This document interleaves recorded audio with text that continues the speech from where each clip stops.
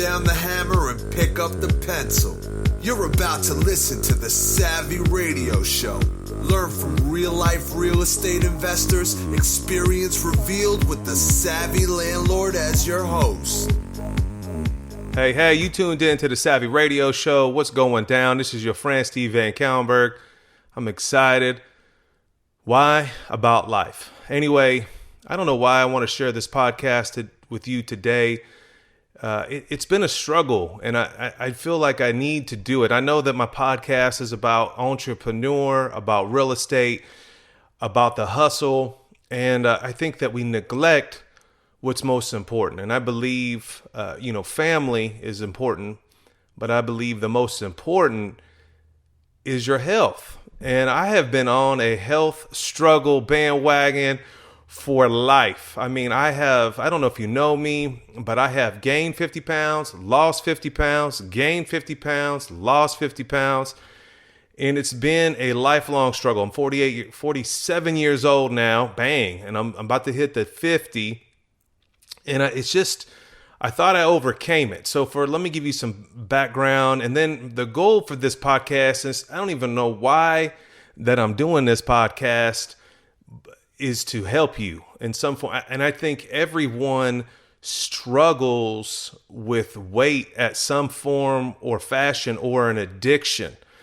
And when I really start thinking about, people want to be wealthy. Yeah, it just seemed easy to me. So then I just thought that I just learned these key things. But why do I always struggle with my weight? Why is it always taking so long with my weight? And I'm like, man, if I can be a millionaire, I can lose weight. And, I think it's more than that. So let me give you some background, where I have come from in this weight journey. Number one, I've always been kind of a chubby kid growing up.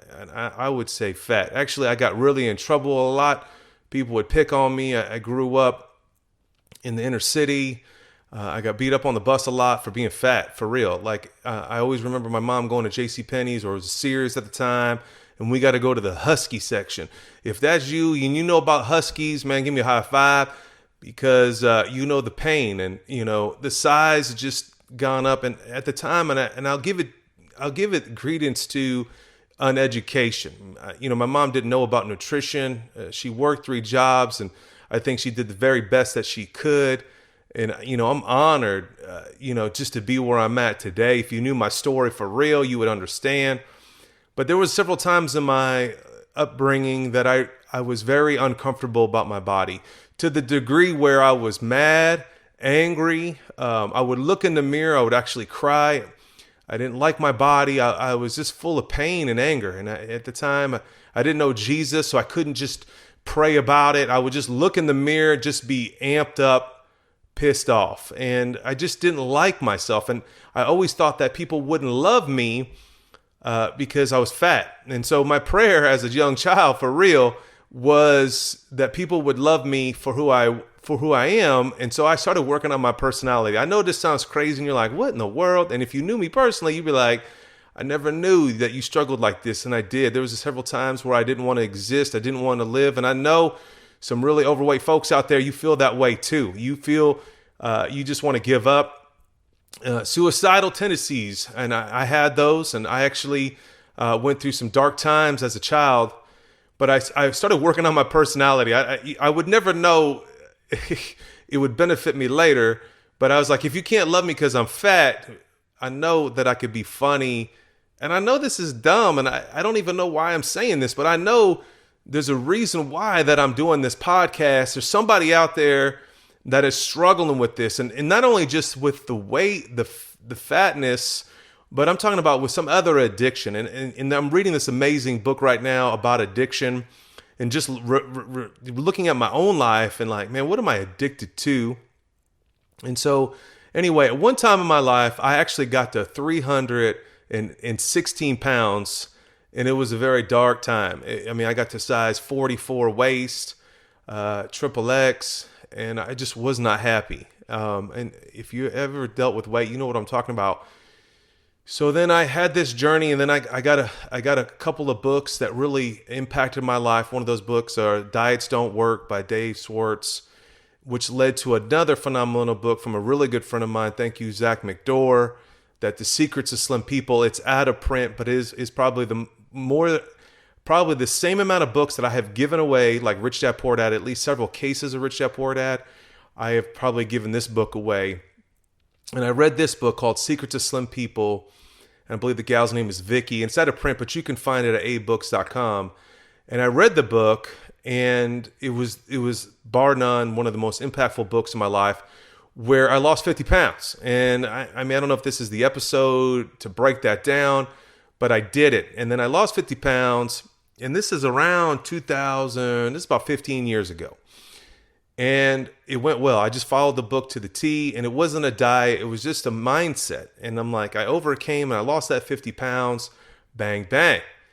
And then I don't know what happened. I put it back on again. And then I had it on for had it off about 10 years. And then I ballooned back up. And it's just a vicious cycle. And so then what works for me is education. So then I started reading another book called Obesity Code. And then I read Forks Over Knives. And then I watched a few movies. And then I lost the 50 pounds again. And then I was like, okay, something's not right. And then my ultimate dream, and I worked really hard on it, is to reach 220 pounds. So if you could do the math, 316 at one time, 220 on another time. So, bang, bang, thank you very much. I know you go, yeah, way to go, VanCauwenbergh. But it's not solved. You know what I'm saying? I realized I got to 220, and I'm like, this is off the chain. I mean, physically, every time I look in the mirror, like right now, I'm looking in the mirror right here, and I'm like, man, I can't believe I look like this, because in my mind, I think I'm 300. But in reality, I'm not. And it's an amazing process. And so right now I'm going on, and I'm just short of 6 months of holding on to 220. Now, there's no get weight loss quick. Like, right, can't get rich quick, right? To build an empire, it has taken me over 20 years to get to this position in my lifestyle. But I'm here today, and this podcast is just to encourage you. So then a couple months ago, I was like, man, I was doing this class. It went really well. And then I'm like, I've been thinking about doing another class. And then I'm like, man, I want to do a class on weight loss. And then I'm like, I wonder what people think, right? This dude, entrepreneur, real estate, the savvy somebody, all of a sudden wants to do a class on weight loss. And I'm like, how could people really genuinely take me serious? And, I stopped the naysayers in my mind, and I'm like, I'm just gonna give back. I'm gonna help you in some way or some fashion. And that's one thing I want you to understand, man. You can reach out to me. I'm gonna post this on Facebook. Obviously, you're watching it on Facebook. If you need any help in this area, I don't know how I could help you. If you think I should do a class, I don't know, man. It's vulnerable. But I've made a commitment. I just did this thing called the Savvy Leadership Summit a couple weeks ago, and I was like, you got to get out of your comfort zone. And I'm telling all these men, you got to get out of your comfort zone. VanCauwenbergh, you got to get out of your comfort zone, and you got to stretch. And just me doing this video / recording in my crib is a stretch for me in itself. And my points today for the podcast, and this is one of the longest intros, is just tips. And so when I started thinking about weight loss and how could I help people, I just started writing out all the things down that propelled me.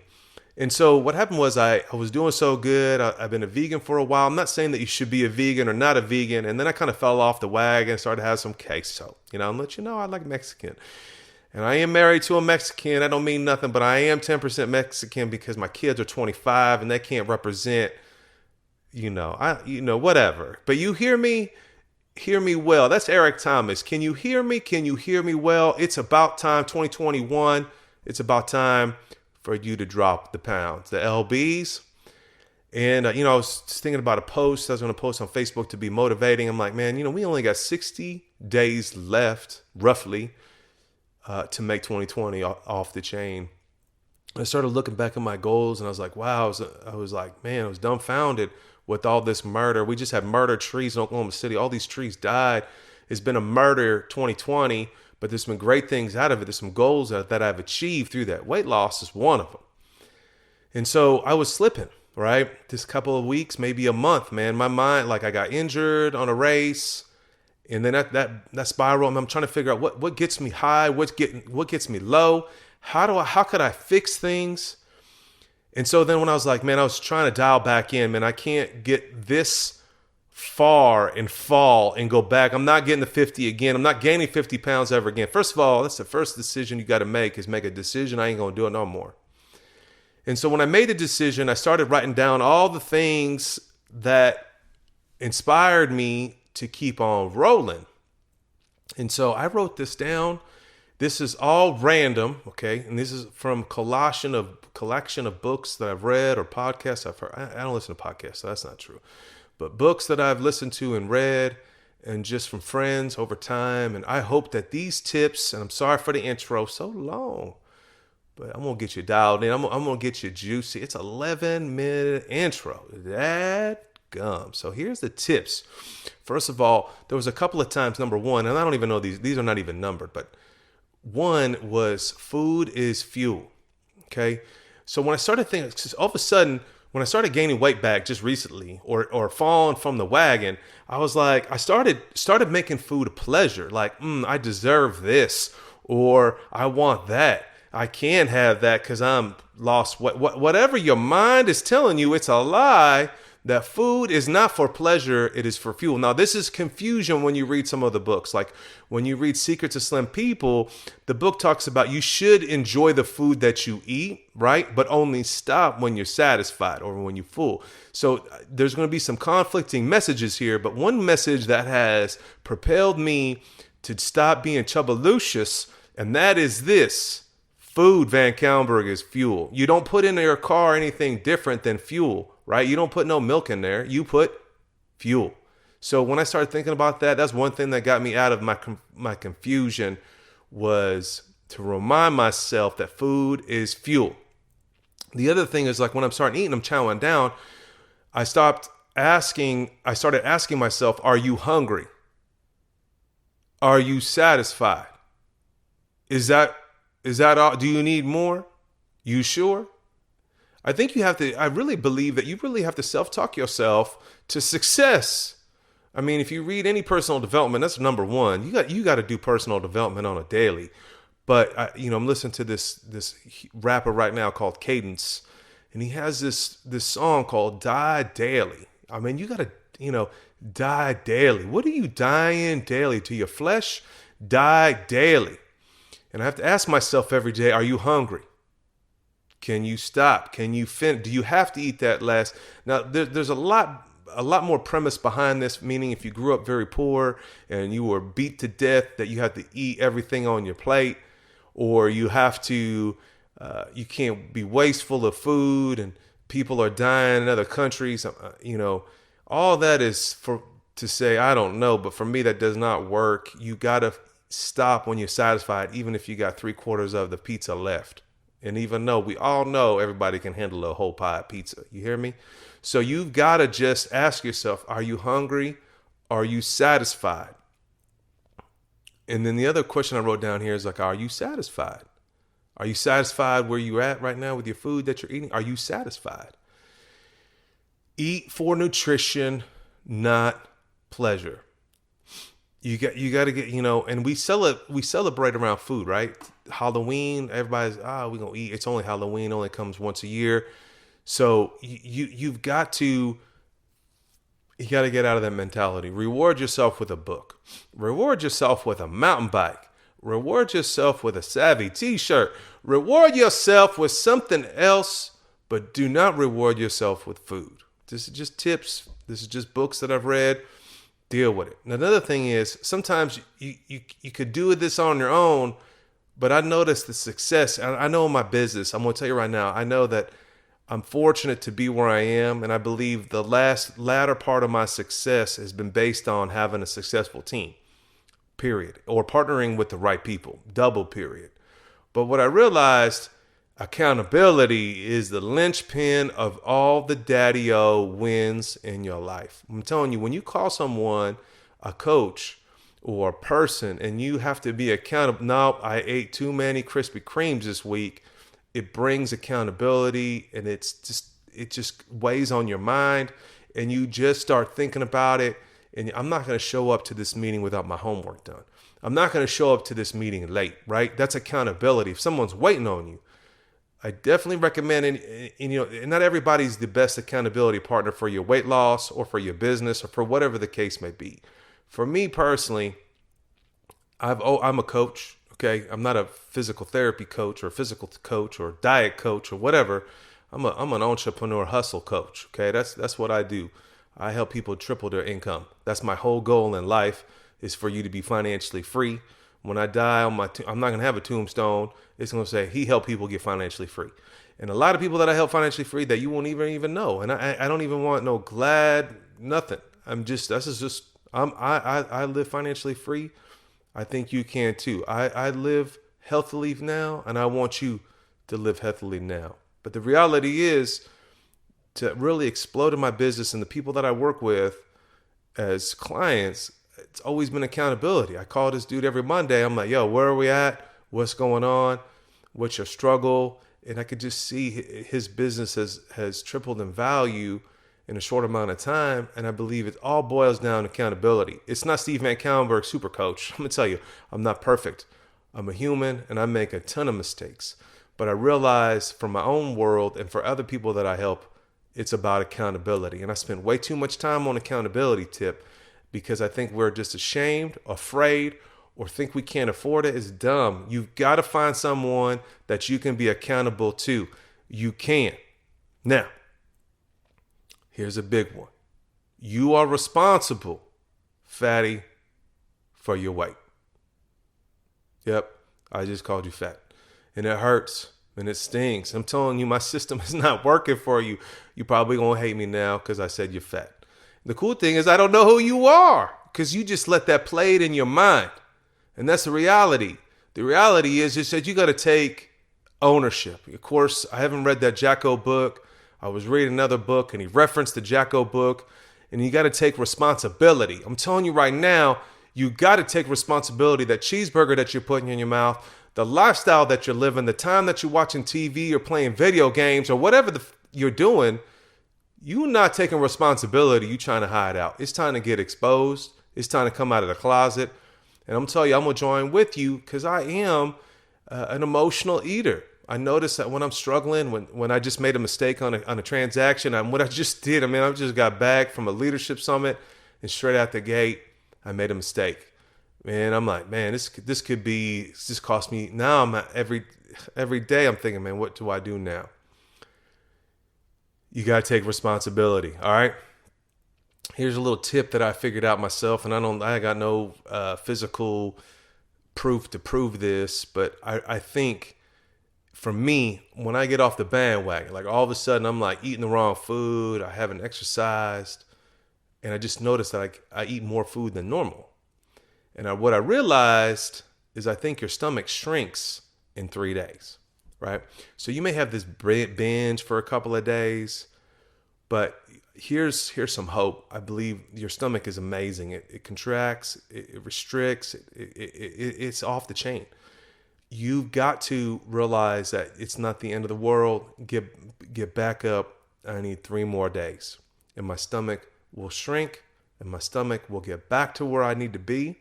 And then I won't eat as much. What happens is that we're overeating unconsciously. And when I started talking to myself, and I think I wrote these down, but one of the things I realized is like I'm a multitasker. Not really, but I am. I don't want to be. That's why I said not really.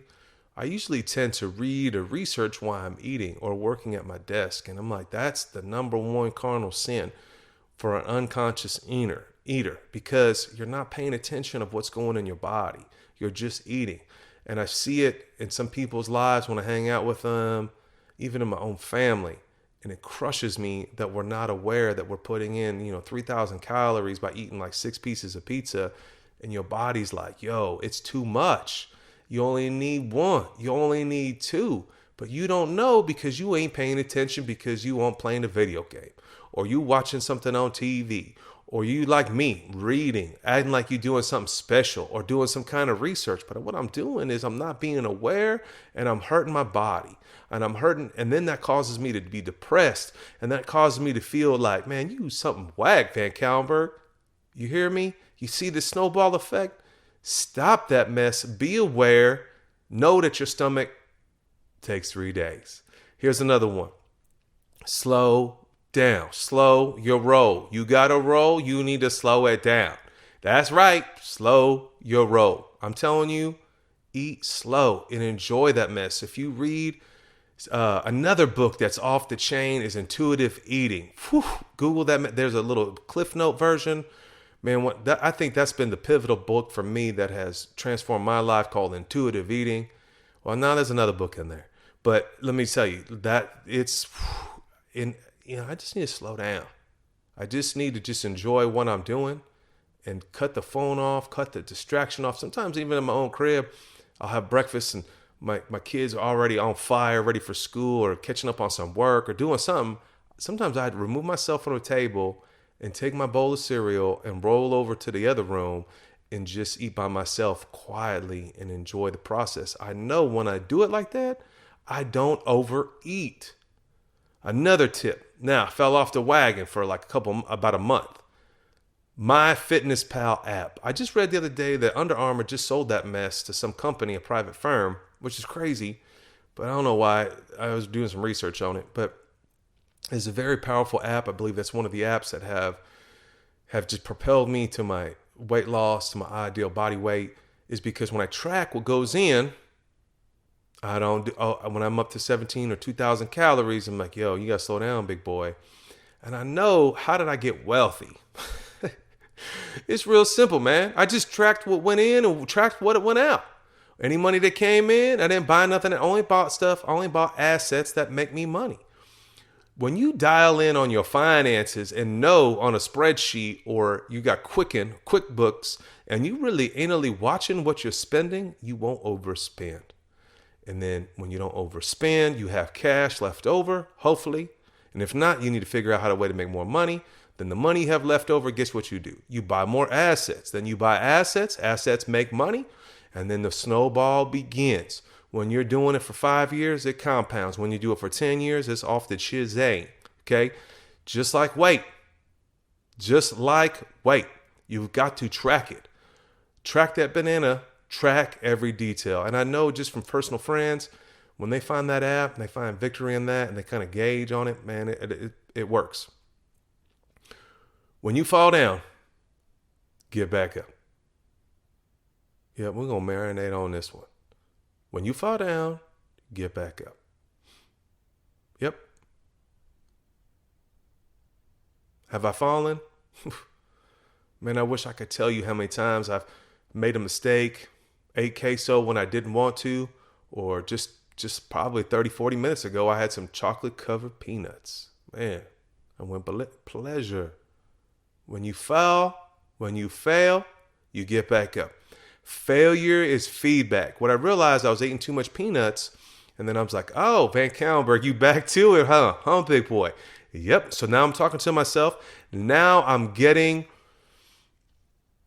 food prep going. So now my wife, I wonder what they think. I got my bag of peanuts, the chocolate ones, dark, maybe milk chocolate, no milk. Put them in there, and then now I can have one of those little containers instead of just keep eating. So that's another tip for you. Meal prep works. Here's another tip. Man, there's a lot of tips up in here. I was just writing full throttle. Think of yourself as a machine. We talked about that earlier. Food is fuel, but man, you're a machine. You're healthy. Man, when you study athletes, I definitely would recommend listening to books like Finding Ultra, phenomenal book. I know if you're not a runner, but it's definitely an inspiring story about to hear this dude come from basically Chubba Lucius to one of the best ultra marathon runners. And he was he couldn't walk up some steps and he was out of breath. And that was a defining moment for him. MJ DeMarco, he says you have a defining effing moment. What's your defining moment? Maybe it's this video. Maybe it's this time. All right, fat boy VanCauwenbergh can do it. I can do it. Look at that dude. Whatever it takes to get you angry, to make a decision, you need to make a decision today. What can you do in 30 days? What can you do in 60? How can you make 2020 off the chain and stop listening to everybody else? You can do it. Think of yourself as a machine. You got to prepare, get the right tires, get the right clothes, whatever it takes, do it right. All right, so now here's another thing. So one thing I realized through this whole process is I have these nasty habits. Well, I don't know if I would call them nasty, but I got some habits. One of those habits is I got a sweet tooth sometimes. After I eat, I'm like, man, I got to have something sweet. And so over the years, I came up with a scenario for that. Maybe grab a vitamin and eat a vitamin. There's some sweet vitamins, or grab some bubble gum, sugar-free, preferably. But do something to start breaking that habit. If you're a smoker, you got this habit. When you quit smoking, you got this habit. Replace a habit with a new positive habit, and it takes 3 weeks. Recognize them. Recognize the cost that it's hurting you on that habit. That's some of my notes right there. Sometimes you have to invest in things to be motivated. All right, this is one of my faves.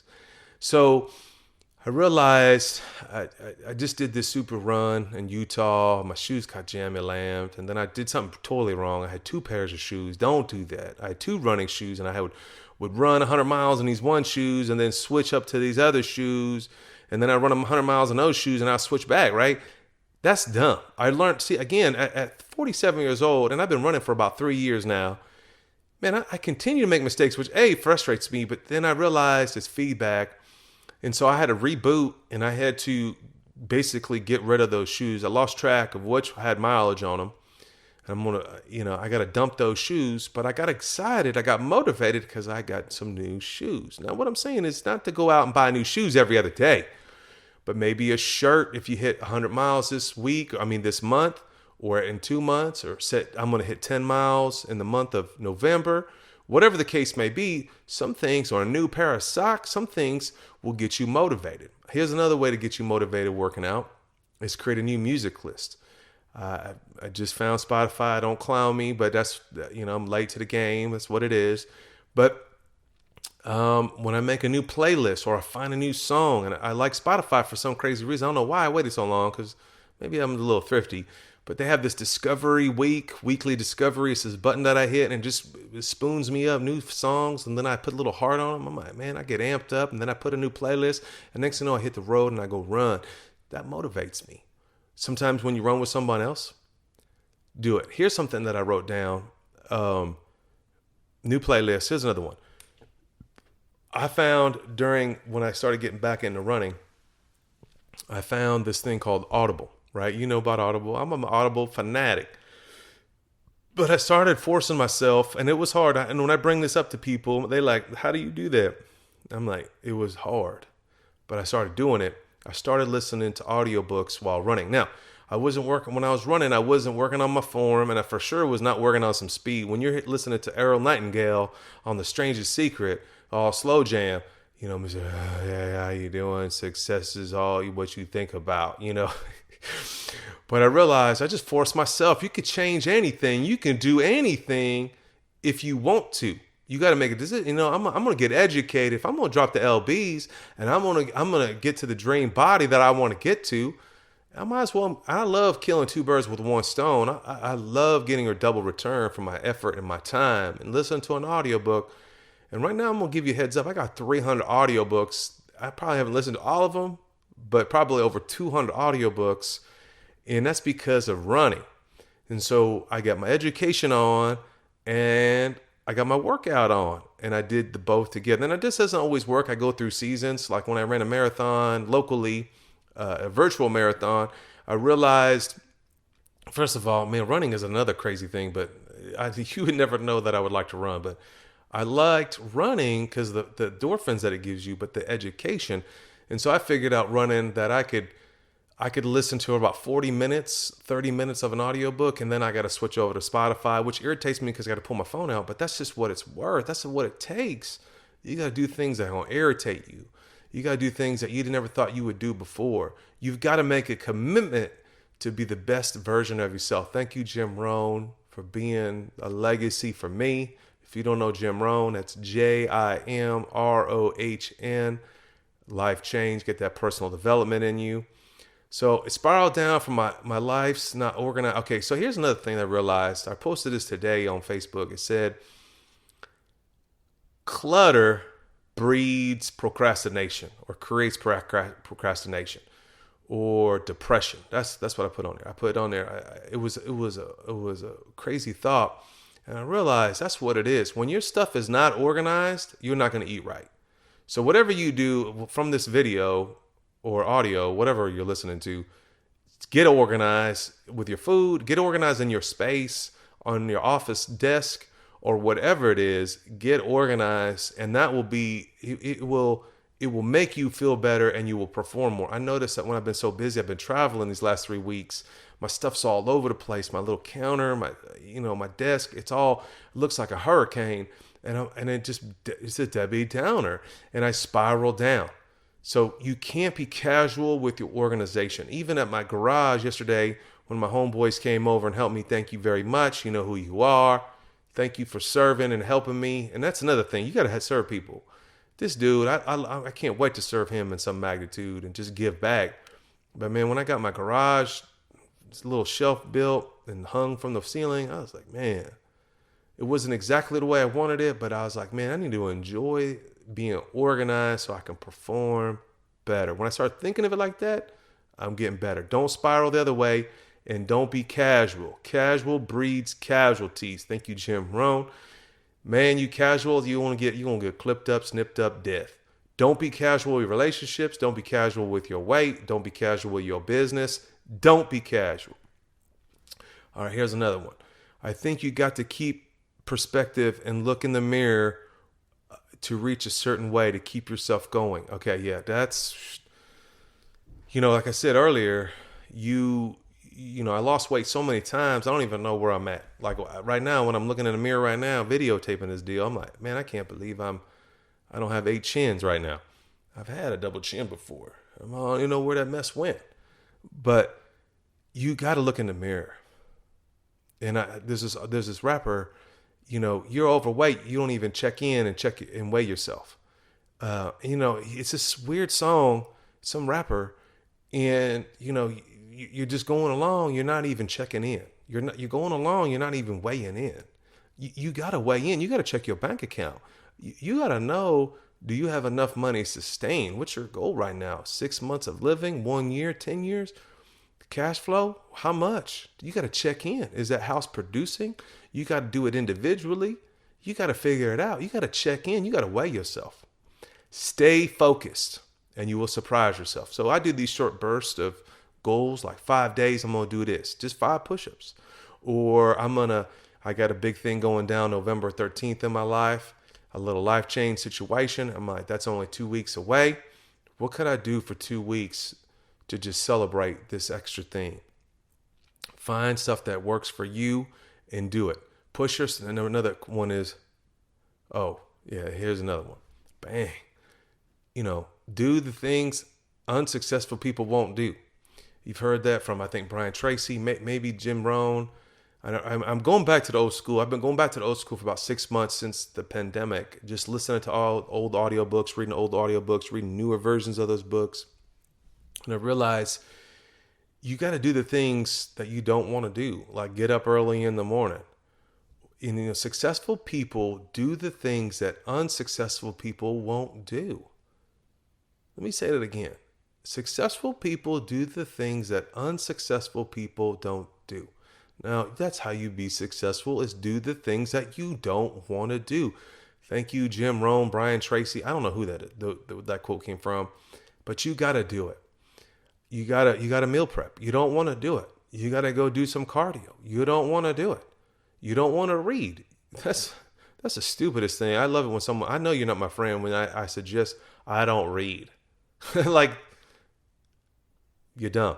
That's only way you're going to be successful in any endeavor is reading, is learning from a master and growing. I know that sounds harsh, and I know I just offended you, and I'm trying not to. I'm trying to snap you out of the game, and you need to stay focused and do the hard things. Do the things that you don't want to do. I love Coggins, David Coggins. This dude. It's funny how some of my friends are like, on the dude's nuts. Like, yeah, that guy's great. And then I got some other friends, man, I can't handle that dude. I don't like that guy. It's interesting. It's different perspective. And the guy that told me that, I love that dude. I love my friend that doesn't like David Coggins. Now, that doesn't change who I am as a person, but I just appreciate to disagree. You got to appreciate to disagree. There's some people in your world that are not going to like that you decided to be a vegan. There's some people in your life that decide to only be 90% vegan. Welcome to the club. There's some people in your world that you're going to make some decisions that I've realized that I should have been making a long time ago. Some areas of my life I wish I would have put more money into. For example, like food prep. Why would I want to spend an extra $20 to get some containers?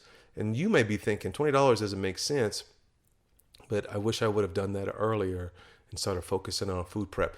I thought that was really weird. I thought that was only bodybuilders did food prep, man. When I realized that I have an issue with food of pleasure, food prepping changed my life because I can only eat what's on there. Not that I was restrictive, but I finally just put the brakes on, slowing down, consciously eating what I ate, and then I was satisfied. See, the goal here is to be satisfied. And if you're satisfied with your weight already, man, I can't believe you made it 36 minutes. And if you're not, that's okay. Send me a message and I'll help you. Stop eating crappy food. That's another one. Just stop doing it. Like, I know, I'm telling you, one day my wife came up to me, man, I'm telling you, I was just dialing in on my finances.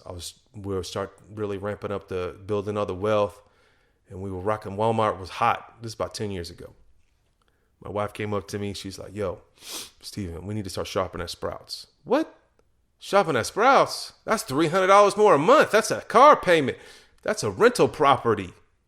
But then I realized, VanCauwenbergh, listen, man, you got to make more money. I'm serious. And I started shopping at Sprouts, and that's where we shop at. It cost me $300 more a month than Walmart, but we're not eating crappy food. We're not eating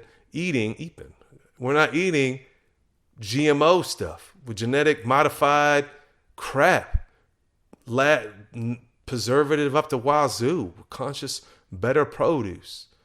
Make more money and eat better food. Stop eating crappy food. It was really hard for me at the leadership summit just to buy a bunch of this crappy food. And it got back to me from somebody else, which was interesting. Hey, man, this one dude said to this other dude, he's like, well, I normally don't eat this type of food, And I was like, I got love and respect for you for that. That you did eat it and you didn't complain, but you just dealt with it. And sometimes you got to adjust, but don't eat the crappy food. And even if the food is in front of you crappy, you may make a decision to say, nah, I'm not going to do it. And I do that in my own crib. Sometimes I got to go to the back freezer and whip out an Amy's dairy-free meal. Tofu scrambler is one of my faves. It's off the chain. You need to try it out. I used to thought tofu was whack. And then I started eating this one meal, and I'm like, Amy's, thank you, Amy's. Thank you, Walmart, $4. I can eat a 400-calorie breakfast and feel like a machine. Habits. I tend to have a hunger right before I eat. Okay, here's something I started. When you start being conscious of what you're eating and how you feel and perform, and if you read those books I mentioned, they will help you go through the process. But I noticed, I'm like, okay, I'm hungry.